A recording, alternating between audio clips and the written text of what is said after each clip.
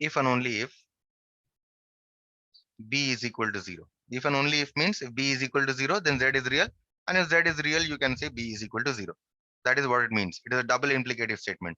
You assume z is real, then you can say b is equal to 0. Or if b is equal to 0, you can say z is real. That is what if and only if means. Okay. Property number 2. The next property is that if z is equal to 0, then the real part of A is 0 and also the complex part of A is also 0. Both must be identically be equal to 0. Property number 3 states that if A plus IB is one complex number is equal to another complex number, x plus IY, then we can equate the real parts and the imaginary parts separately. This means A must be equal to x and B must be equal to y. Okay, so these three are the properties of complex number. Very preliminary properties, not much. Next, we come to the Argand diagram.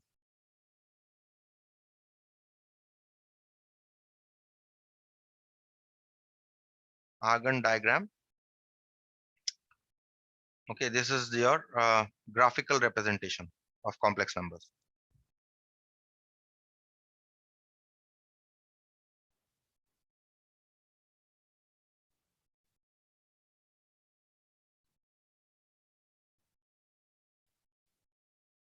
Okay, now if you remember when we were doing inequalities, we were plotting the solution on the number line, right?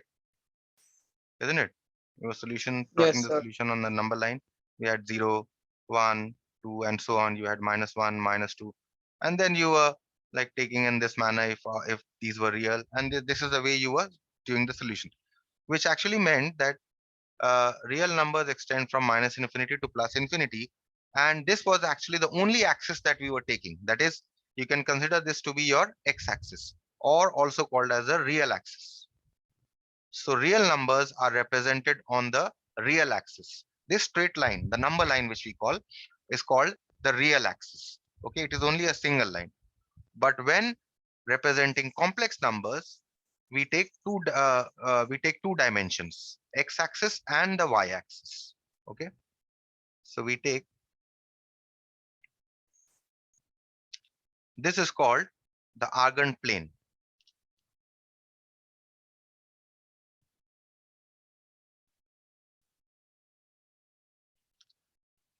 This is called the real axis, in which we have already done how to plot numbers in the solution sets in inequalities, if you remember. And this is called the imaginary axis. And this entire plane is called the complex plane, or also called as the Argand plane.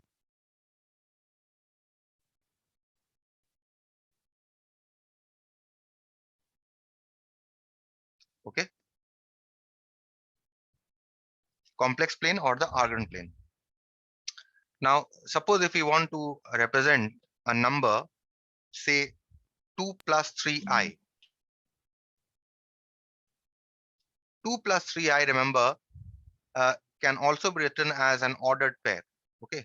In fact, any complex number, a plus ib, can be written as an ordered pair, ab.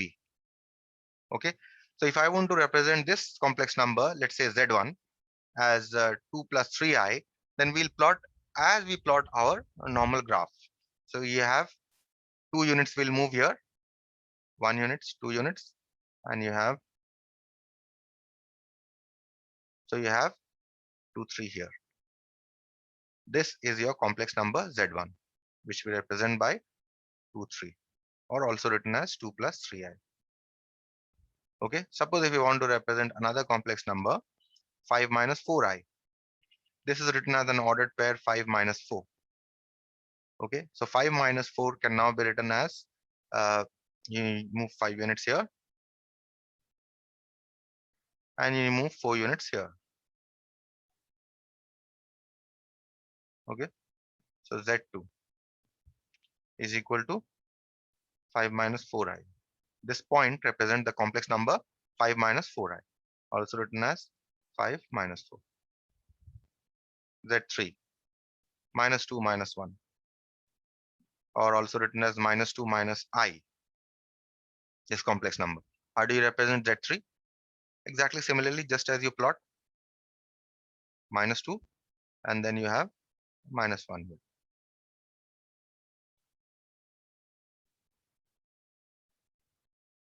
So this is represented as Z3 is equal to minus 2 minus I, minus 2 minus 1. Okay, so this entire, all the complex numbers can be represented in the Argand plane. Okay, in the real axis as well as the imaginary axis. Okay, so is the Argand diagram representation clear with you? Yes, sir. And of course, how do you represent the complex number 0? 0 can be written as 0 plus 0I. That means this is your point. This is the complex number, Z4 is equal to 0. Okay, so that is what you can remember. And any point on the real axis that you take will be real. Suppose if I want to represent the number 5. Okay, 5 can be written as 5 plus 0I. So this point um, represents your Z5. See that this 5 is real. That is why it is being represented on the real axis. Okay. Similarly, if you can have a purely imaginary number, let's say if I have a purely imaginary number like minus 4I. In this case, how will you represent this number? This number can be written as 0 plus of minus 4I. That means what is the corresponding ordered pair? 0 minus 4. So that means 0, and you have,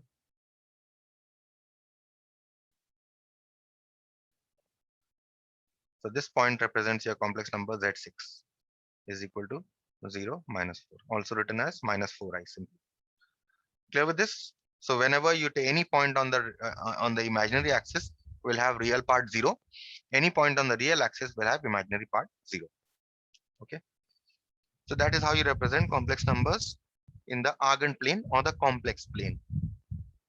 Next, we come to the next part, which is operations on complex numbers. Operations on complex numbers.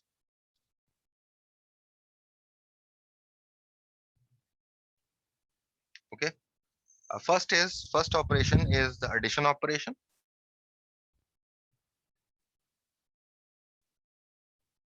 Okay. How do you add two complex numbers? Suppose I have Z1 is equal to minus 3 plus 4I. And if I have Z2 is equal to 4 minus I want to find out Z1 plus Z2. Then I write this as, okay, just as we do normal algebraic addition, that is how we do. We add the real parts together, minus 3 plus 4, and we take the imaginary parts together.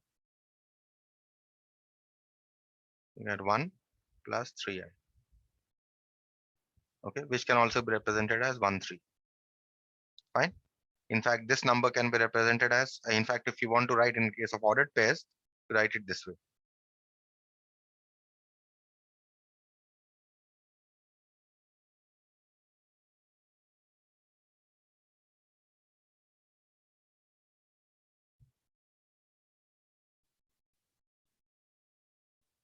Okay, you can also add complex numbers in this manner if you only want to represent, but normally we don't write ordered pairs. Normally we take this representation, this one. Okay, this is how you add complex numbers. Subtraction of complex numbers, before subtraction, let's say negative of a complex number. Negative of a complex number, or let's say negation.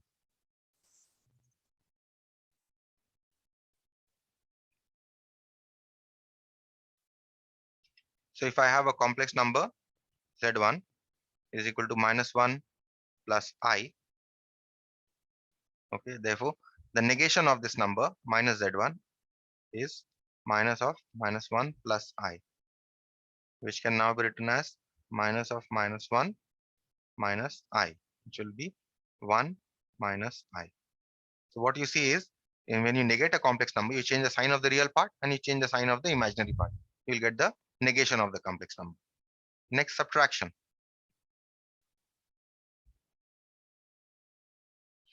Suppose if you have a complex number z1 is equal to minus 3 plus 4i. The earlier example I'm taking, z2 is equal to 4 minus i. How do you subtract these two complex numbers? Z1 minus Z2.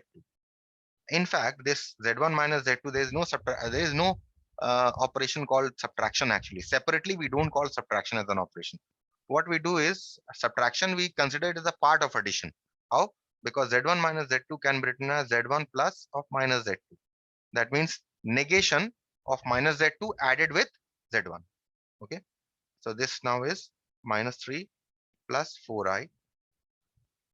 Okay. And um, you have plus negation of minus z2 is minus 4 plus I. Okay, this you get minus 3 minus 4.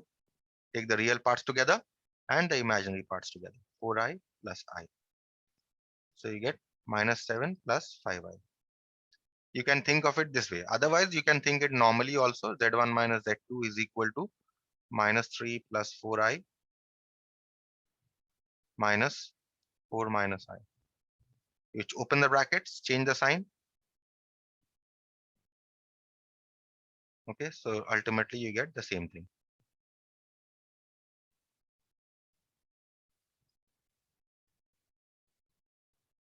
Okay, this is the way you subtract two negative. This is the way you subtract two complex numbers. Next is multiplication with a real number.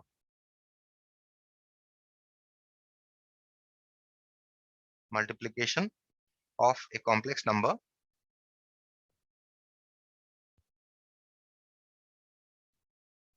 with a real number.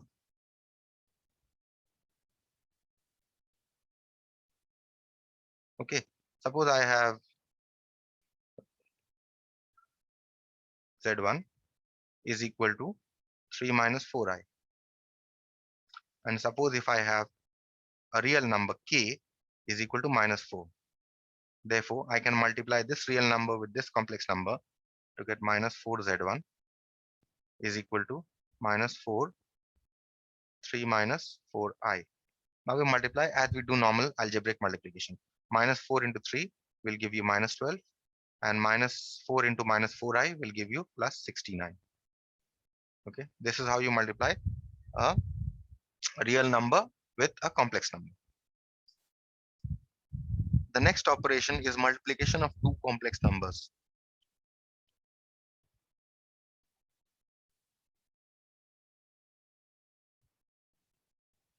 Of two complex numbers.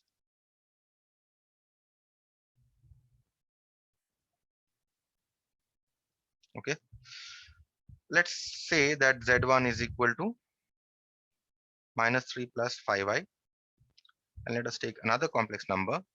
Z2 is equal to 6 minus 3i. I want to multiply these two complex numbers. That is, I want to find z1, z2. So I write these two complex numbers, and the normal multiplication way that we do the normal way of multiplication, except that we will separate the real and imaginary parts. Okay, that is, you multiply these two. Minus 3 into 6 will give you minus 18, and then minus 3 into minus 3i will give you a plus 9i, and 5i plus 5i into plus 6 will give you a 30i, and then plus 5i into minus 3i will give you minus 15i square. So here you get minus 18, and 30i plus 9i is 39i, and minus 15i square is minus 1. So you get here minus 18 plus 15 plus 39i. So you get here minus 3 plus 39i, which you can also write as, you can take minus 3 common, you can write this as 1 minus 39. Okay, this is similarly you can find out z1, z2, z1 also. Okay, and z2, z1, you can see that z1, z2 will be equal to z2, z1. Similarly, you can find out Z2, Z1. Z2, Z1, you'll see you'll get the same thing. So you have to note that in case of complex numbers, Z1, Z2 is equal to Z2, Z1.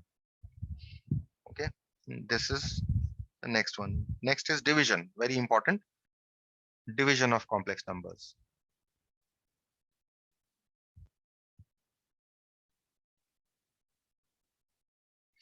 Any complex number you can divide by another complex number, provided the divisor is non-zero. Okay, that is the complex number that you are dividing by cannot be zero. So I say let um, z is equal to z1 is equal to 2 minus 3i, and let's say z2 is equal to 5 plus 4i. Let us find out z1 by z2. 2 minus 3i divided by 5 plus 4i. Now, in order to divide two complex numbers, if you remember your surds that we did in class 9, somewhat of that kind of an operation. We don't rationalize here actually. Okay, we are going to convert the denominator into a rational number. How do we convert? We write 2 minus 3i as it is, and we multiply the numerator and denominator. We had 5 plus 4i as a denominator, and we multiply the numerator and denominator by 5 minus 4i. Okay, so multiply this, and now we do the normal way of multiplication. So in the numerator, you'll get 10 minus 8i minus 15i plus 12i square. And in the denominator, you will get this as 5a plus b into a minus b is a square minus b square. Okay. So this is 10 minus 23i plus 12 into minus 1. So get used to it. Whenever you see an I square, get used to changing the sign of the number. Here I am showing you everything, but later on, I'll simply write this as minus 12. Okay, so it's 25 minus, and this will be 16i squared. So this will be 10 minus 12 minus 23i divided by 25 minus 16 into minus 1, which is equal to minus 2 minus 23i divided by 25 plus 16, which is equal to minus 2 minus 23i. 25 plus 16 is how much? 41. Now you can separate. The real part will become minus 2 by 41, and the imaginary part will become minus 23 by 41 I. Clear? Division? Yes, sir. Z2 by Z1. Let's find Z2 by Z1 also. 5 plus 4i divided by 2 minus 3i. In this case, what should we multiply by? Numerator and denominator? 2 plus 2 3i. plus 3i. 2 plus 3i. Now we perform our multiplication as it is.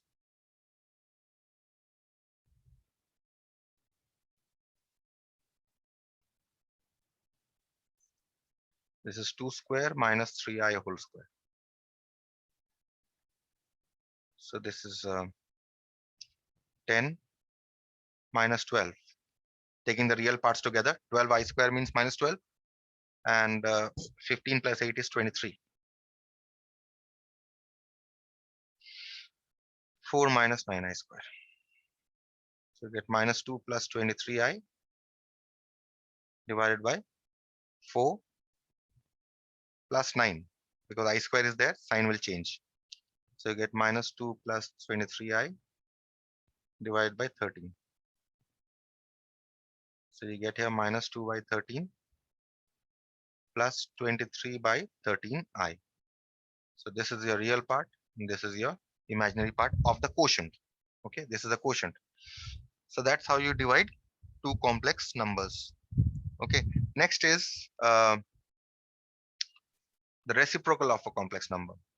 How to find out the reciprocal?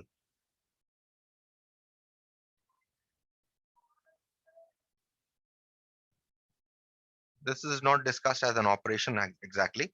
We discuss this separately. Reciprocal. This is not an operation. Operation ends here with division. Okay. So I say if let Z1 is equal to um, let's say 5 minus 3i. Okay, and I want to find out the reciprocal of this. Reciprocal means I want to find out 1 by Z1. Let's write it as Z1 to the power of minus 1 is equal to 1 by Z. Then 1 by 5 minus 3i. Then how will I find this? You multiply the numerator and denominator by 5 plus 3i.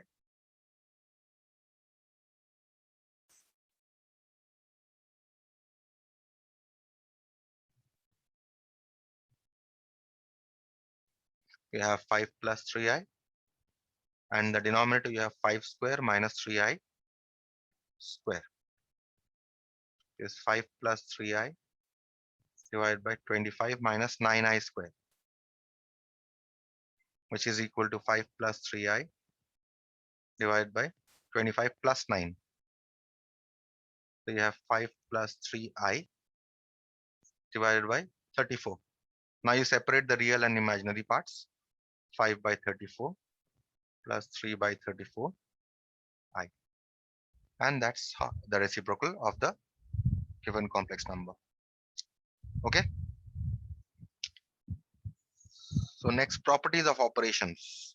Properties of operations means just as in matrices, remember you had commutative property, associative property. That's what. Properties of operations on complex numbers.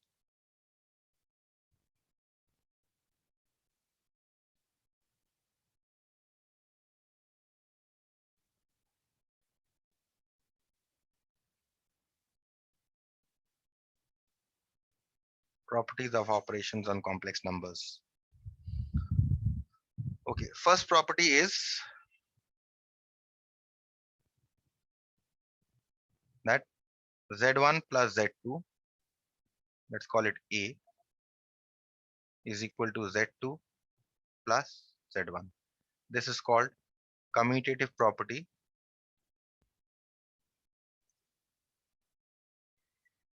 with respect to addition. That is, for any two complex numbers, Z1 plus Z2 must be equal to Z2 plus Z1. Z1 Z2 is equal to Z2 Z1. I just showed you above. This is called commutative property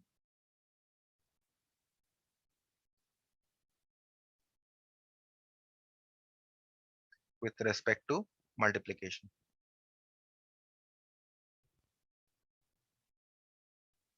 Okay. This is property number 1. Next, property number 2 is A Z1 plus for 3 complex numbers.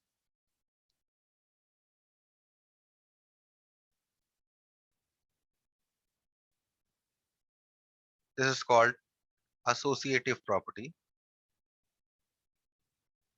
with respect to addition.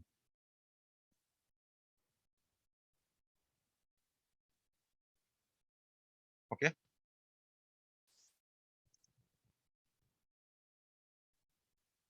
Change the addition sign to multiplication sign. This property also holds.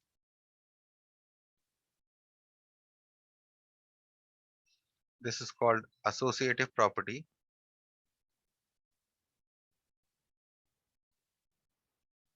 with respect to multiplication.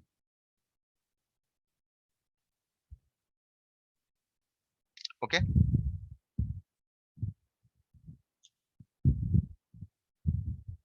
Next is property number 3, important property.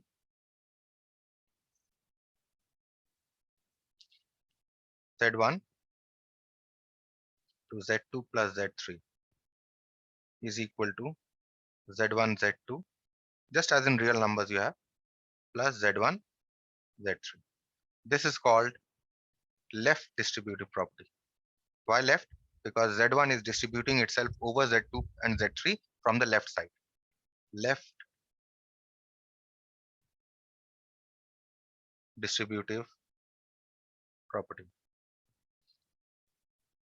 And you have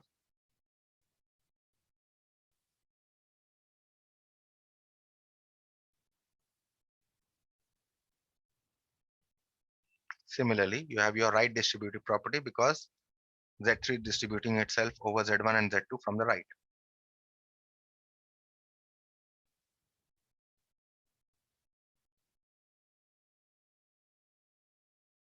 Okay.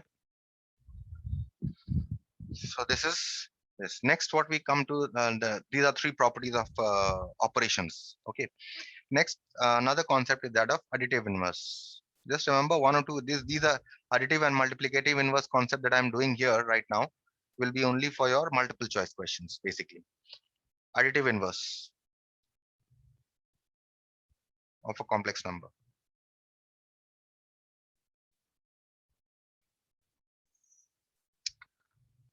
The additive inverse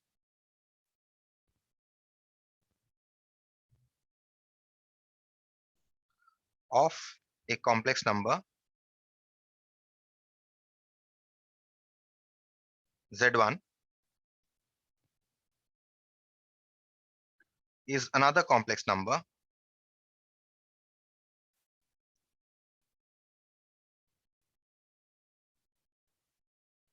Z2 such that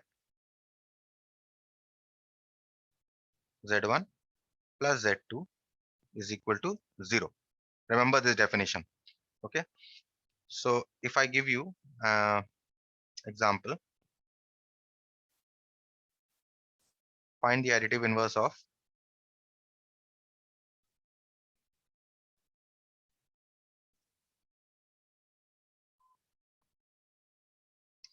let's say 1 minus I, 1 minus 2I.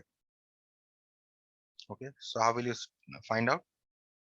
You start by saying let Z1 is equal to 1 minus 2I.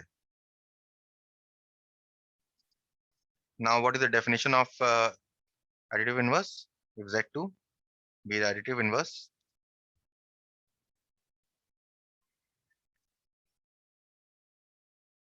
of Z1,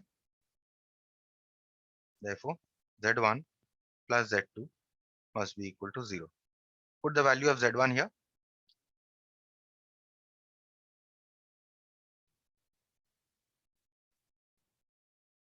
So you get Z2 is equal to, take everything on the other side, minus 1 plus 2I.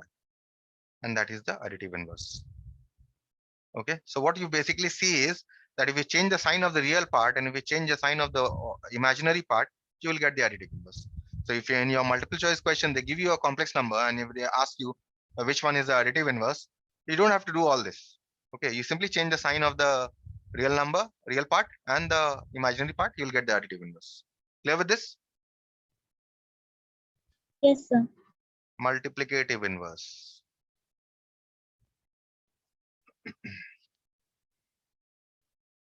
Of a complex number.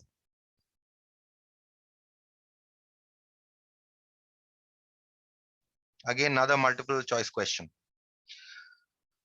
The multiplicative inverse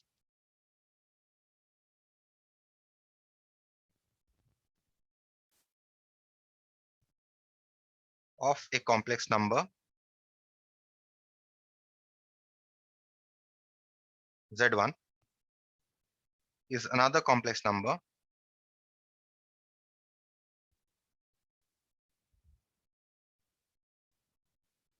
Z2 such that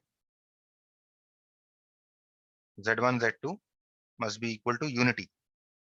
Okay. So example, find the multiplicative inverse of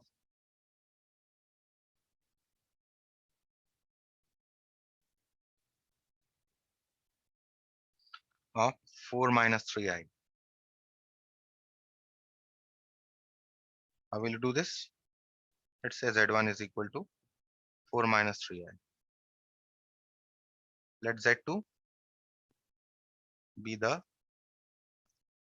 multiplicative inverse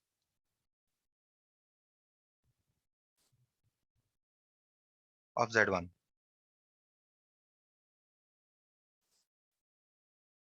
Therefore, Z1, Z2 must be equal to 1. Put the value 4 minus 3i into Z2 is equal to 1. That means Z2, basically what you see is, if you simply find out the reciprocal of the complex number, given complex number, the reciprocal of the complex number is called its multiplicative inverse. So how do you find out? You multiply numerator and denominator by 4 plus 3i.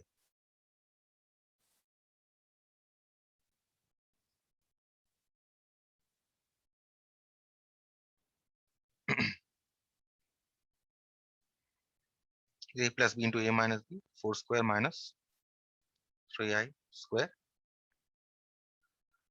So you get 4 plus 3i divided by 16 minus 9i square.